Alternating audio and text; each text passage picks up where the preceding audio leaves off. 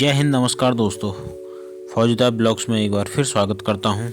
दोस्तों, आज पतंजलि विश्वविद्यालय के संयुक्त तत्वाधान में प्रांतीय महासम्मेलन जो कि उत्तराखंड में है, इसके पावन सानिध्य साध्वी डॉक्टर देवप्रिया जी, जो कि मुख्य केंद्रीय प्रभारी महिला पतंजलि योग समिति की हैं, उनका आज एक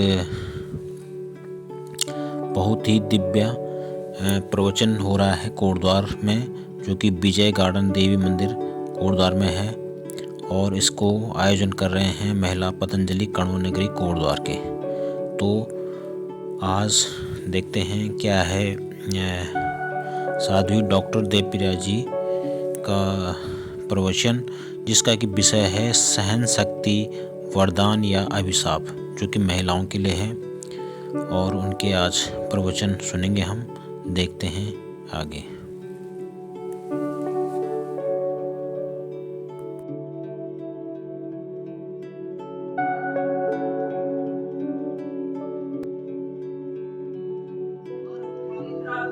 शुद्ध आत्मा जिसके ऊपर कभी कोई लेप चढ़ ही नहीं सकता है। और मन के ऊपर भी जब तक मैं दूसरे से ना लूं तब तक मेरा मन भी मलिन नहीं हो सकता है। शरीर को तो दूसरे मलिन कर सकते हैं हमारी बिना इच्छा के भी। जैसे यहाँ से मान लो किसी ने कुछ उठाया, गोबर उठाया, गंदगी उठाई और ऐसे फेंक दी मेरे शरीर, मेरे न चाहते हुए भी शरीर गंदा हो सकता है। लेकिन किसी ने कोई विचार फेंका मेरे लिए, वो मैं ले नहीं रही हूँ, वो मेरे मन तक भी नहीं आएगा। इस स्मृति का नाम है संकल्प। फिर हमारे गांव के बहुत सारे बच्चों को अपने साथ लेके चला जाएगा और उसको भला बुरा कहने लगे और वो शांति से खड़े रहे। और 10-15 मिनट के बाद जब वो सारे चुप हो गए गालियां निकाल करके, तो महात्मा बुद्ध ने कहा, बंधुओं, आपकी बात यदि शेष नहीं है, समाप्त हो गई हो, तो मैं आगे चलूं, मुझे अगले गांव में भी जाना है। तो बोले आप बड़े विचित्र, आपने जो गालियां निकाली मैंने तो उसमें से एक भी नहीं ली। तो जैसे आप मेरे को कोई रोटी लाते मेरे लिए और वो रोटी मैं नहीं लेता, तो वो रोटियां कहाँ रहती? बोले फिर तो हमारे पास ही रहती। तो बोले भाई आपकी गाली भी आपके पास है, मैंने नहीं ली थी। तो जब कोई हमारे बारे में बुरा बोलता, आप लो ही मत उसको। इसको बोलते हैं सम्यक मति। इसको गीता में कहा स्मृति।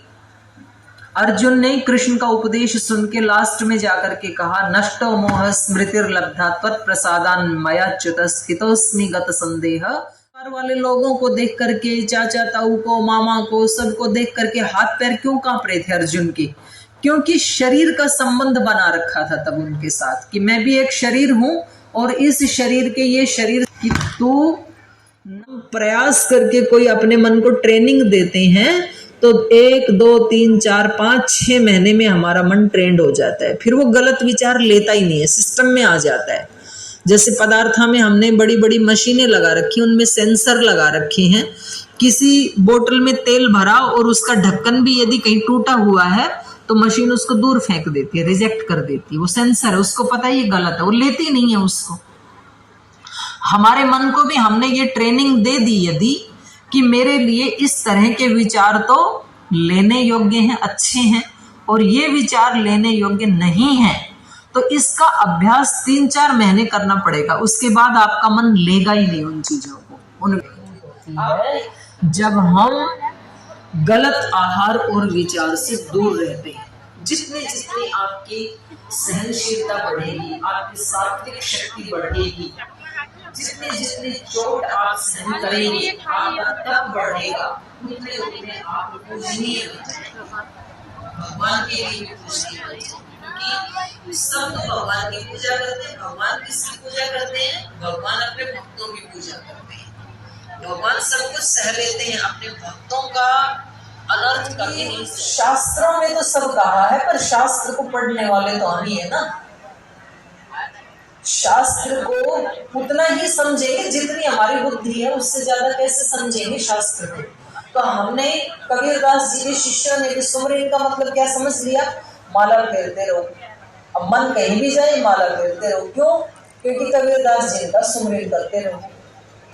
ये सुमिरन नहीं कहा कबीरदास जी। कबीरदास जी ने कहा सुमिरन का मतलब है हर काम करते हुए आपको ये पता रहे कि मैं एक अलग, इस काम से अलग एक आत्मा हूं और मेरा संबंध परमात्मा के साथ। वो सारे काम अपने ऐसे ही करते, इसलिए उनको अलग से पूजा करने की जरूरत नहीं पड़ी। वो बोले मैं पत्थरों की पूजा करने क्यों जाऊं, मैं जो जाके चलाता हूँ ये भी मेरी तो पूजा। काम में उनको सुमिरन, स्मृति बनी रहती थी अपने स्वरूप की और अपने परमात्मा के स्वरूप की। तो देखो कितनी ज्यादा सारी बातें भी, यद्यपि मैं कोई शास्त्र के मंत्र या संस्कृत की बातें नहीं कर रही हूँ, मैं तो बहुत सरलता से, बहुत सहजता से ही आपके साथ चर्चा कर रही हूँ। पर एक इससे भी सरल बात ये है, कसौटी ये है कि जिस विचार से आपका मन प्रसन्न नहीं है हो जाएगा, ये तो सोचना ही मन। अभी तो आपकी आत्मा प्रसन्न नहीं हुई, संगठन में सेवा करते हैं, नियमित योग कक्षा भी चलाते हैं, योग शिविर भी चलाते हैं, प्रशिक्षण शिविर भी लगाते हैं, डोनेशन भी लेते हैं और डोनेशन देते भी हैं, लेकिन फिर भी मन को अच्छा नहीं लग रहा, फिर भी आत्मा को प्रसन्नता नहीं है। तो आप निश्चित रूप से इस बात को जान लेना कि इन कामों में कहीं ना प्रसन्न नहीं है, तो गुरु की आत्मा और भगवान की आत्मा, परमात्मा प्रसन्न हो जाएगा, उसकी तो बात ही छोड़ दीजिए, वो कभी प्रसन्न नहीं होंगे फिर। और फिर हम उनके साथ भी झगड़ा करेंगे। मैं 10 साल से सेवा कर रही हूँ संगठन में, मैं 15 साल से संगठन में सेवा कर रही हूँ और आज मेरे को ऐसे संगठन से निकाल दिया। कल तक जो भक्त बने हुए थे उनको पद से हटाते शत्रु बन जाते हैं फिर। तो समझ लो कि उस समय भी वो सामने करते हो तो आपकी आत्मा खुश होती है कि अप्रसन्न होती है? अप्रसन्न हो। और जिसको सुना रहे हो उस बात को सुन के सुनने वाला भी खुश होता है कि दुखी होता है? अंदर से मन तो खुश हो सकता है, कोई निंदा उसकी खुश नहीं हो सकती। और जब हे प्रभु मैं तेरी शरण में हूँ, अभी जैसे शक्ति की उपासना चल रही थी नवरात्र में, हे जगत जननी, हे जगत माता, हे आद्या पराशक्ति, मैं तेरी शरण में हूँ। तो इस विचार से अपनी आत्मा को प्रसन्नता मिलती है कि दुख? प्रसन्नता। शरणागति का विचार भी प्रसन्नता देता है। और ऐसी चर्चा आप दूसरे के साथ भी करें तो दूसरे को सुन के भी क्या मिलेगी? जिन देखो सहन कौन करता है? मैंने बताया सहन करने का ये मतलब नहीं है कि अंदर अंदर कुछ दुखी हो रहे हैं और बाहर से कुछ बोलते नहीं है। जो मैंने स्टोरी सुनाई थी उसका अन्यथा मत ले, क्योंकि वो बहू अंदर से भी परेशान नहीं हो रही थी। अगर अंदर से आप भी परेशान हो रहा है तो हमने ऐसी भी बहनें देखी कि 5 साल 10 साल के बाद एक दिन अपनी सास और पति दोनों का सामना कर लिया, बोले बहुत सहन कर लिया मैंने 10 साल तक, और आज से ताली मत बजाओ, ताली मत बजाओ, ताली के लिए नहीं। ये 10 साल उसने सहन नहीं किया, 10 साल से नेगेटिव एनर्जी अपने अंदर डाल रही थी।